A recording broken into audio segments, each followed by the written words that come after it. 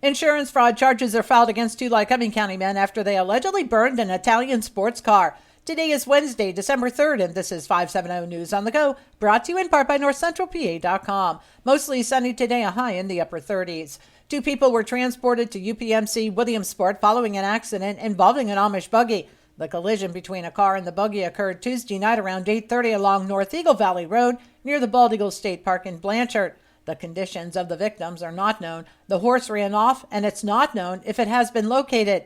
It is the same road in which a passenger in an Amish buggy died after the buggy they were riding in was hit from behind over the July 4th weekend. Authorities released the name of the motorcycle driver who died in an accident in Williamsport Monday evening.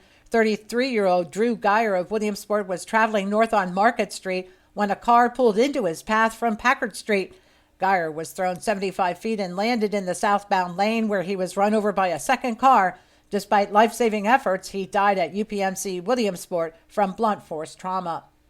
A North Carolina man is accused of stealing over $100,000 from ATMs in Union, Snyder, and Crawford counties.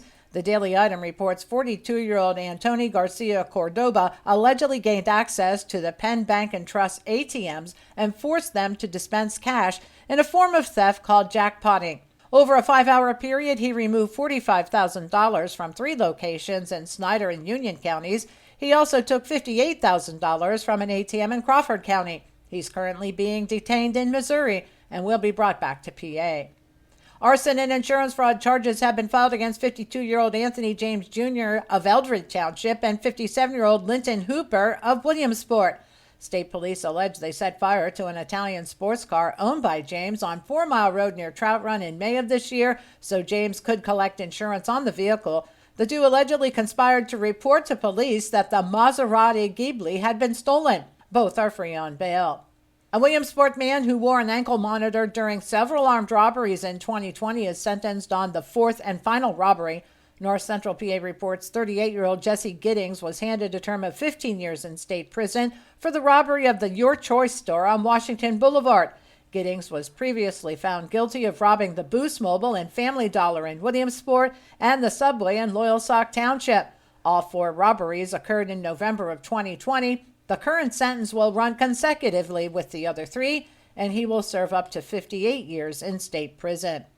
A Lock Haven man is locked up following an assault involving a gun and a knife at the Mill Hall Walmart. On November 23rd, Andrew Bachelet recognized a 27-year-old man from Williamsport who had assaulted him in September. Bachelet confronted the victim and brandished a pocket knife before pushing the victim. The two got into a physical altercation inside the store where the victim took Bachelet to the ground to restrain him. While on the ground, Bachelet pulled out a handgun and held it to the victim's head before punching him in the face and running away. Bachelet was taken into custody. He's now jailed on charges that include aggravated assault with a deadly weapon. After 50 years in business, Selinsgrove Independent Bookstore is closing. The last day for DJ Ernst Books is December 31st. A future auction for the remaining inventory is planned. A benefit is set for an 8-year-old Watsontown boy who was recently diagnosed with a rare disease. Cole Wigton has LCH, which is a disease where the body produces too many abnormal white blood cells and can damage organs. The disease isn't technically cancer, but it behaves very much like it, and because he has it in his knee and spine, Cole has to begin chemotherapy. His first chemo treatment begins today. A benefit for Cole will be held January 10th at the Watsontown American Legion. For more information, contact Tara at 570-246-3600. For the latest in news and events, head on over to NorthCentralPA.com. I'm Liz Brady, and you're up to date with 570 News on the Go.